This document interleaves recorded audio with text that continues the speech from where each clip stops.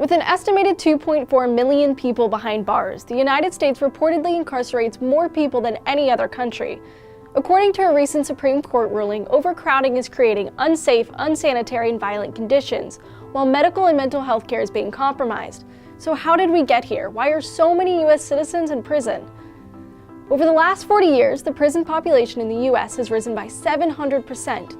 This is largely due to changes in drug sentencing laws that started in the 1970s. The zero-tolerance narcotic policies resulted in a dramatic increase in prison numbers.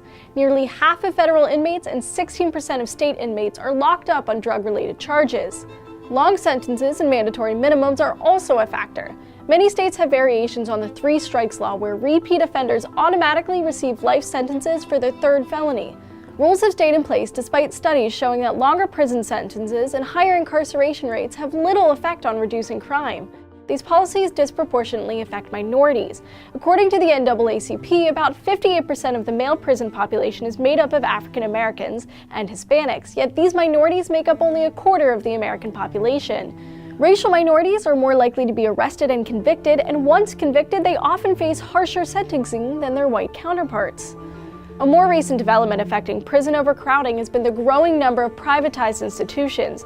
For-profit companies now run many prisons in the U.S. These companies are typically contracted by the government on the strength of affirmations that they will uphold the rights and welfare of inmates, all while saving taxpayers' money. However, a 2013 report from the anti-privatization group in the public interest recently investigated these prison contracts.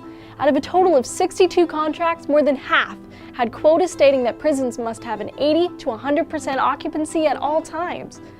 If the state and local governments fail to meet the quota, they often pay thousands, sometimes millions in taxpayer money for unused beds, which means it's in the state's interest to keep prisons full, regardless of whether or not crime rates are falling.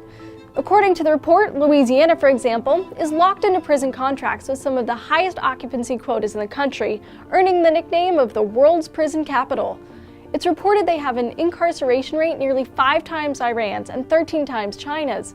This is partially because in addition to private companies, Louisiana sheriffs are reportedly also profiting off of prisoners. In the early 1990s, the state encouraged sheriffs to build more local jails in order to reduce overcrowding. In return, they would receive cash incentives. Now, according to the Times-Picayune, there are more inmates in local jails than in state prisons, despite the fact that the state offers better reentry programs. Overcrowding has been exacerbated by the lack of a nationwide mental illness support system. The deinstitutionalization of mental health care in the 60s and 70s left many patients with nowhere to go. Now, more than half of the prison population is made up of those with a history of mental health problems. Most experts agree that major prison reforms are needed on a state and national level, and programs have attempted to rebalance drug sentencing laws. But as long as prisons are still working on a for-profit model, companies and states will benefit from arresting and detaining U.S. citizens. Although it's different in every state, the death penalty is still a hotly debated issue. Check out this video from our friends at DNews to learn more about the debate. Another centerpiece of the 216-page report is a discussion about executing the innocent. You know, just casual dinner chatter. And be sure to subscribe. We release new videos 6 days a week. Thanks for watching.